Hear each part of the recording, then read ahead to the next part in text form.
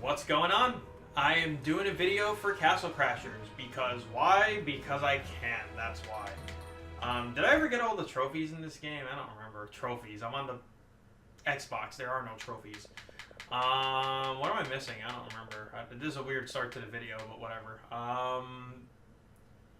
Yeah, I can see why I didn't get these. This is easy, but I don't have enough people to play it with, and this is not worth doing. Anyway, alright, so moving on. Hey, what's up? I'm doing this video. Whoever sees it, great. I usually don't get a lot of views, and I'm sure I'm going to get that one wonderful person that just loves to dislike my videos and has nothing better to do with their life. So, you know, feel free to keep doing that. I'm not saying anything about why. But, moving past all that nonsense, it's Valentine's Day. So, it's a day of love. It has been brought to my attention by Amber, my fiance, that Elisa, her daughter, is now playing this. So, I figure I'd do something that I did recently with Dead Cells, except hopefully not as long or wordy. I'm going to try to not like word vomit too much here and try to just go over the basics. I forget how the Xbox is in comparison to whatever version might be being played, which I think is the Xbox version, and for the sake of what I was going to demo, my Blue Knight is already somewhat leveled, so that kind of defeats what I wanted to do. Alright, I'm going to go with the Red Knight, because I wanted something fresh. We're going to simulate the fresh experience and kind of just, based on the video I was sent, you might actually already be further than this. So I'm going to kind of try to do a tutorial type thing, so... But it's going to come natural because I'm going to play as I do it, so... The game's pretty basic. It's your basic side-scroller beat-em-up type of deal. Older games to check out along these categories would be like Streets of Rage or Final Fight. Those are both on the Genesis and Super Nintendo, respectively. So, you do kind of... I actually forgot you kind of get this tutorial right in the beginning that already tells you about animal orbs, which they're helpful. You always want to have one with you, whether it's good or not. Yeah, everyone really kind of tells you how to play here. There's actually not really much of a need for a tutorial, but hey, I'm relearning because it's been years since I played this game. I played this game, I think, upon release at the time. What I'm doing here is pretty important. So... The whole thing to this game, especially if you want XP to come quickly and you might not necessarily be able to kill enemies very well, because you have to be on the same line as your enemy, or else you're going to flat out miss them. That's just kind of how this game is. Any beat 'em up, you want to be on the same line as the character to be able to hit them, or your attack will flat out miss. But what I'm doing there is constantly spamming the attack button, which will keep you in the air essentially with an enemy, but that was a punching bag. What you want to do with regular enemies is kind of run up to them, once I get one, and do this. You go with them along the screen, you kind of just keep knocking them in place, and that's it. You know, you can keep doing this, honestly, for as long as you can, but at a certain point, they're already dead, and you're just juggling them in the air. The game doesn't know what to do with itself, though, so it will just keep the enemy in the air, even if already dead. So, like, around now... Oh, well, he actually had a little more health than that. Alright. But you can do this for as long as you want, is the point. So, if you do that, it's actually a quick and easy way to kill a lot of enemies in the game. There are enemies that start doing more things, like throwing certain projectiles or doing certain cheap attacks that make it a little difficult. But for the most part, you can do that on a lot of enemies and get your XP up pretty easily. Pretty much anything that's actionable in this game will get you extra experience points. That's kind of it. It's pretty basic. You got your magic, which is different per night. I would suggest, if starting off being the Red Knight or the Blue Knight, by all means, feel free to do whatever you want. That is just a personal suggestion, in my opinion. When I started with the Red Knight, but in later years, I realized that the Blue Knight is a bit better. I like the damage aspect of the lightning, but it really doesn't get better until you can hold it for much longer, and it just keeps stacking up damage.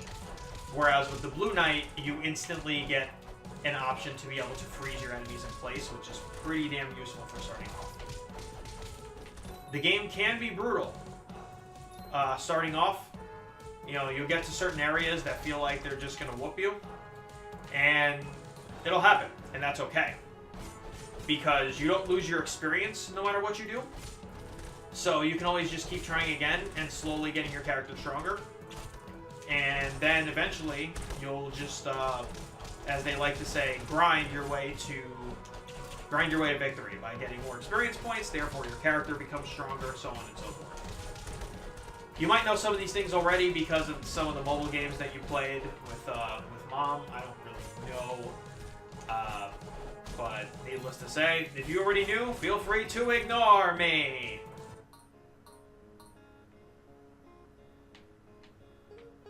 So we have some gold. We can already pick up a potion, so we'll just go ahead and do that, because why not?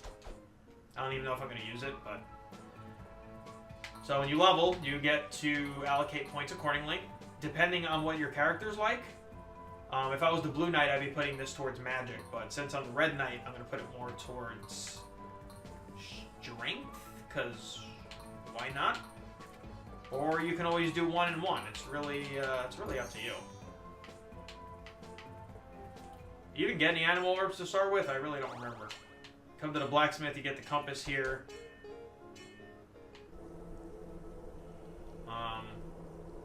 So this is a bit of hacks because I have everything.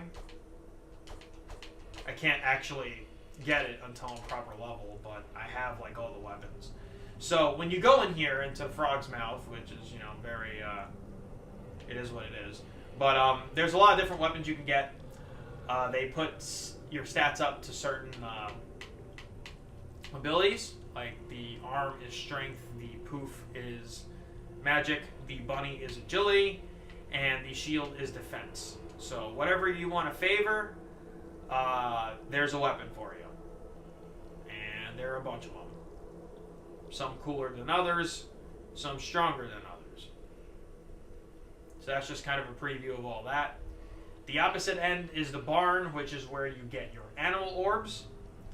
To start, and I was sending this to Amber last night, to start, I would say the Cardinal comes in handy because it finds hidden items for you.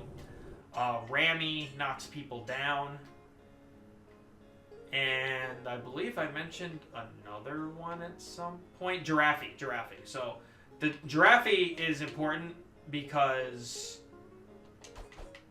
And my apologies, because I actually didn't look up where to find him in advance, so I don't really know. They'll also tell you what they do. So if you go right by her, she tells you what the animal orb actually does. So there's no, you know, secrets about that. The game does tell you. But you get more XP, which, especially for starting out, you want more XP. And I guess you're not allowed to go to the right in order to get exit, so I'll just go that way. But the game's pretty straightforward. There's really not a lot to explain. Your right trigger will block. I tend to not block a lot unless there's a projectile coming at me and I know in advance that I want to do so. What's really fun about this game is you can play it with others and it gets even better that way. It also takes the pressure off surviving because you can always get the other person that might be alive as opposed to you being dead to revive you, and if their timing is good, you will get revived with not just a tiny portion of your health, but a bigger portion of your health. Also, a lot of these enemies that you fight in the game are actually characters you can unlock later on in the game. The game does encourage multiple playthroughs because you can be different characters. You start off with just the knights, but depending on the package of the Xbox, I don't remember. They remastered this game because it used to be on the 360. They remastered it for the Xbox One because it did really well. I think some of those extra characters might already come with the remastered version, but I honestly don't remember. It's been a long time since I picked this up. The last time I actually picked this up was with Amber, and it was fun. We had a bonding experience over it. It was nice. Good times were had. Every now and then I'd give her crap for not being able to line up enemies, but, you know, it's here nor there. And I just got shot in the face because, you know, this guy's doing a better job of following my advice of rushing people in the face and seeing what happens better than I am right now. But, yeah, that's pretty much all there is to go through, honestly. So, I'm going to play this through for a little bit and kind of just show off, I guess, what the beginning looks like. Although, you've probably already done this, so, you know, take it for what you will. If you learned something, awesome. If not, consider this my informal introduction, because while we know of each other, we don't know a lot about each other. So, let me speak to you through the game, if I can, for lack of better terminology here.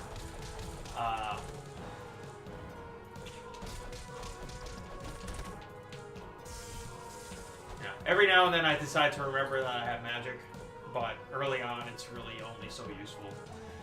That's, again, why the Blue Knight comes in handy. I find the other ones not as useful. I honestly don't even remember what they do, but for starters, I would definitely recommend red or blue.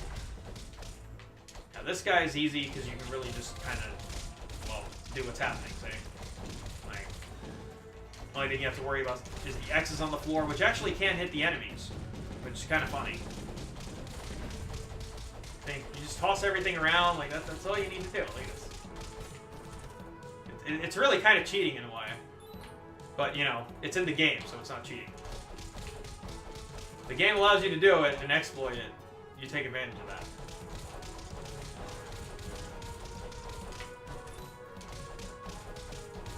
No cheat codes needed. Get gold when you see it, obviously. You'll want to buy stuff later. You fight a lot of the same enemies, especially in like some of the same areas. Every now and then they'll have different weapons, so they'll change it up that way. You also want to keep an eye on some of these maps. Sometimes there's hidden items like behind bushes and things like that, so make sure you walk around and find hidden items, especially if you don't have the cardinal with you. The cardinal will tell you basically where they are, hover over the area, and or take the item out for you. If you see any food, it helps with health, but I have full health, so it didn't really do a whole lot for me there. Let's get that. I think we'll just go through the barbarian boss and then just go ahead and end it there. But, most importantly, I hope you both enjoyed the brownies. I wanted to make sure I got that over there last minute because it felt like the right thing to do. I love you both. I hope you've enjoyed what you've seen so far. I do hope you enjoy the game as well. Maybe someday we'll all get on Xbox Live and play together. I don't really know the possibility of that, but, you know, here's hoping. And, okay, I got shot in the face there. And otherwise, take from this what you will. There's really... I really wanted to go all tutorial-like, but there's really not a whole lot to explain, especially when you don't start with a lot to begin with.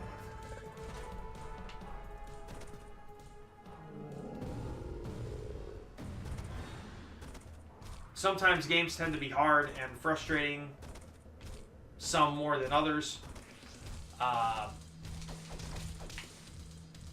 And this can definitely get to that level. I just took a really silly hit there, actually. Needless to say, if you're feeling that way, you know, get your mother to play with you. She likes it.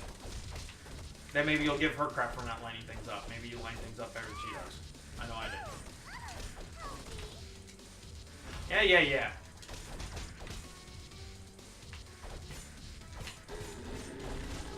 You want help, you're gonna have to wait. Dealing with stuff right now. I'm honestly making this fight take longer than it needs to. Because, like, I feel like I should have killed him already. No. The line means everything. Line placement. If you're below them, they're not hitting you. Or above them, even. It really is that simple. It's kind of disgustingly simple when you think about it. But it's a lot of fun. Some of the best games out there don't have the most complicated mechanics. but are fun as hell to play. And this is definitely one that falls under that category. In fact, I remember having awesome sessions of 4 players. 4-player games that we used to play in this, which was pretty damn awesome at the time when this first came out. So, I don't think you do anything here but save the princess. But when you're playing with multiple people, you actually get a little fun minigame here. If you're playing with somebody else, you save the princess, you kiss the princess. That's your reward for beating a boss or whatever. But if you have somebody else with you, or multiple people, because you can play up to 4, you actually fight each other over who gets... You do a friendly duel over who gets to kiss the princess. So I always thought that was an interesting thing, and you get to test your skills against somebody else. And, you know, you get bragging rights, basically. That's really all it's for at the end of the day. So, but yeah. That's Castle Crashers Remastered, which I believe I saw Xbox One controller being used, so I'm pretty sure it's what you have. Even if you don't have the remastered version, it's still a great game, even if it looks a little less graphically pleasing. That's pretty much all I got. So, happy Valentine's Day to you both. I hope you both enjoyed the rest of your day and or feel better, because I know you both got sick recently. Feel free to reach out to me in any way, shape, or form. This video will be up today, because if it's not up today, well, it's not quite meeting the Valentine's Day requirement. So I'm gonna get right on that right now before I get to destroying those awesome bosses that I got credited for in the stream that you both were a part of. So, but one other thing I'd like to say, there's a lot of games that aren't super expensive, basically your normal $60 type games.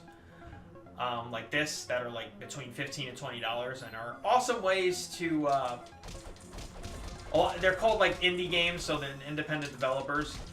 A lot of them tend to be more fun than, say, like your Fortnite or your Grand Theft Auto, which is, I don't even know why I mentioned that, because that is not something I really should be talking about. But, Mom and I personally don't like it, so we wouldn't recommend it anyway. But I'm just kind of babbling at this point. Another good indie title to try, depending on what you're into, would be Hollow Knight, which actually announced a sequel conveniently on Valentine's Day. So if you happen to have a gamer in your life that is a gamer and appreciates good things in gaming, you can get them the original Hollow Knight to be able to actually catch up in the series before the sequel comes out later this year. It's something I've been eyeing for some time, and, you know, I haven't really had the incentive to get it, mostly because of other things. I just got thrown around like a little bitch. But, you know, it's a nice thing. And you actually can get it on the Nintendo Switch that you have recently acquired. So, there's that as well. That'll do it. So, take care, guys. Love you both, as always. And have a great day.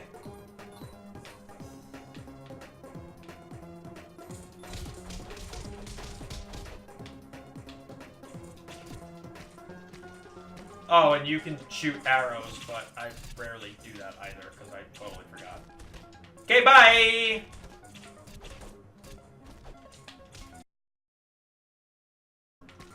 Oh, and this is fun to do, by the way. Just because, like, just nom everything.